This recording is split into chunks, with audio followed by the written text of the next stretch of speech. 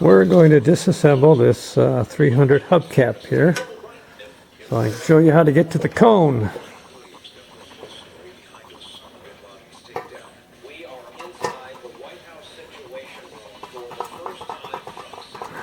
There we go. One.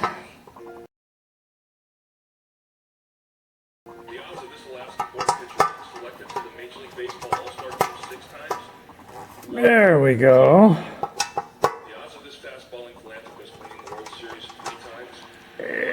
She's stuck.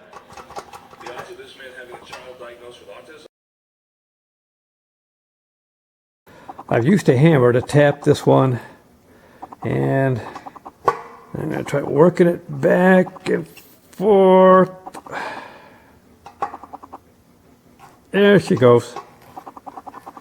I like working on the hubcaps in my lap because it doesn't scratch things.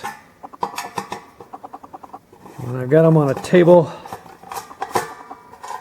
I seem to have problems.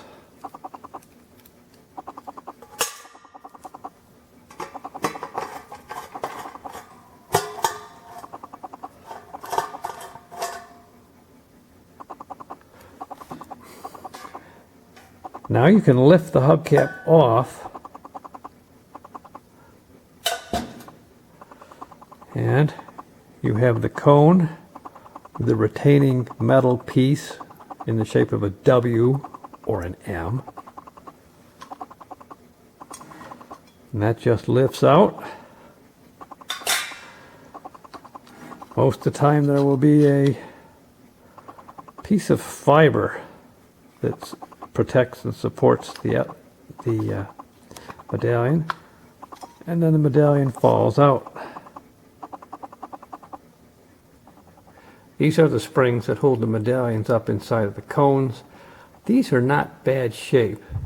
You can still see some of the original black. I'm going to give these a light bead blasting and then repaint them.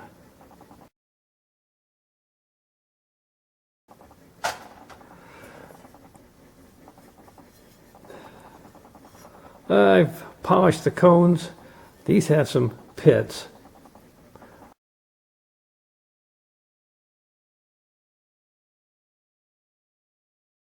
Here's a comparison between the new cones that are available and an original cone. This is the new cone that's available from Gary Gore's. This is an original. One thing about the new cones, they have studs. Makes it a little easier for assembly, whereas the original cone, you inserted screws.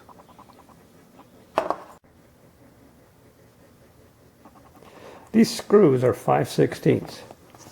When you remove them from the hubcap, you want to use a nut driver. If you use a ratchet, you're very likely to break them. If you break them, your day just got a lot longer. These are self-tapping. See the little groove in it? This is how I paint the screws that hold the caps on. Wire brush, a little bit of alcohol, paint them with clear. It's always difficult to handle these little screws when you want to wire brush them. So I take a socket, this happens to be a 5mm, and I'll use that to hold the screw as I apply it to the wire brush and let it spin, let it twist. And very quickly I get a good finish suitable for painting on the wire from the wire brush.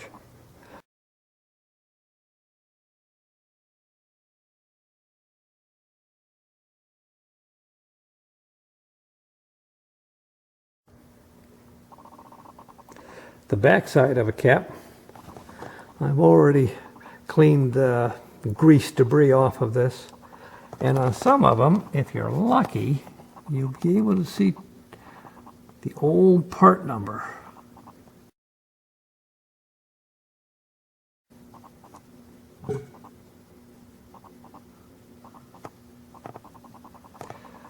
thing to check for on any of these caps, cracks along the edges. And if you've got a cracked edge, it's not going to have the grip, and you'll probably end up launching your wheel cover. This wheel cover has been painted by a previous owner, and you can see the edge is not very good, and there's dirt in the paint. It's also too glossy. You can see he had difficulty taping along the side. This is what you don't want to see. Curb rash. You see, somebody has gotten into a curb with the center section, and that effectively destroys the value of this hubcap, because I don't know of anybody that can take that out without spending more money than a replacement cap. But from a distance it won't look bad, so if you're going to just make a driver, this would be a cap to use, and if you lost it, well, that have been worse days. Here you can see the damage on the underside from the curb rash. Depending on how bad the damage is, you can float some of these out by using a very stiff wooden stick. I have sometimes taken sticks like this, which is the handle off of an old brush, take it to a bandsaw or a belt sander and get it to the profile you want, and use that to try to work the dents out. If you hammer, even with a brass hammer, you're going to leave hammer marks, and you'll wish you hadn't. Here's another cap that I've washed and waxed and polished. It has the original center. And if you notice, at about the 3 o'clock position, the paint went light. That's a factory finish. These things were not Cartier type quality. They were get the job done, get it out the door, it's good enough. It's a hubcap, for Christ's sakes.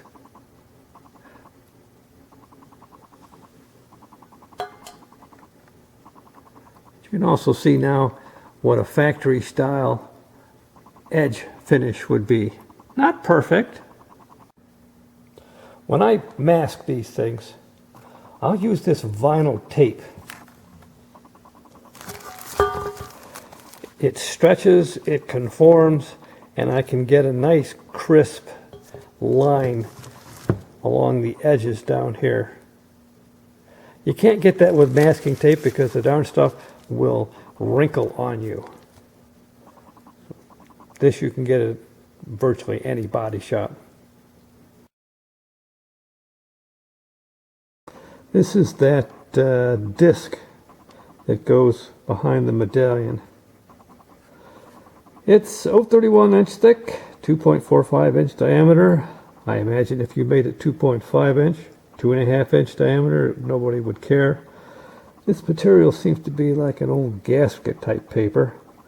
Its function really is just to keep that metal tab, metal brace, metal spring, whatever you want to call it, from wearing holes or grooves or wearing into the paint on the back of the medallion. You can see the wear marks here where it's worn over the years into the material. I suppose you could use just about anything. I would go with a nylon or a polypropylene or a polyethylene. Any one of those materials won't pick up water and will act like a cushion. You can get that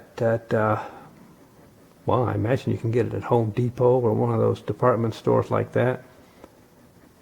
Or you could take an old milk carton and cut your own. Milk cartons are made out of that kind of plastic.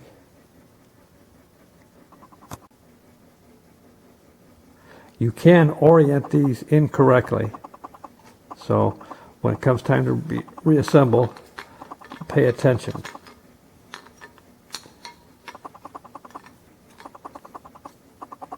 You see these have 4 tabs. So they can go in this way or they can go in this way. And you can end up with the medallion. You can end up with the medallion oriented to the ears at an odd angle.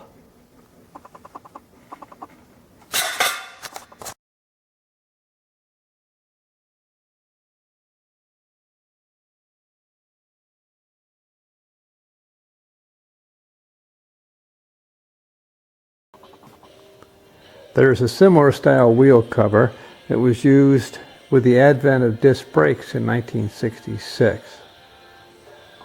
They have a raised section that says disc brake on them, and the center is kind of a salmon pink, but the cone is the same and the cap is the same. So generally these disc brake caps are less expensive than letter car caps. So if you were looking for an alternate to letter car wheel covers, you could use disc brake wheel covers and swap out the center medallion for the 300, and it would be a tolerable substitute.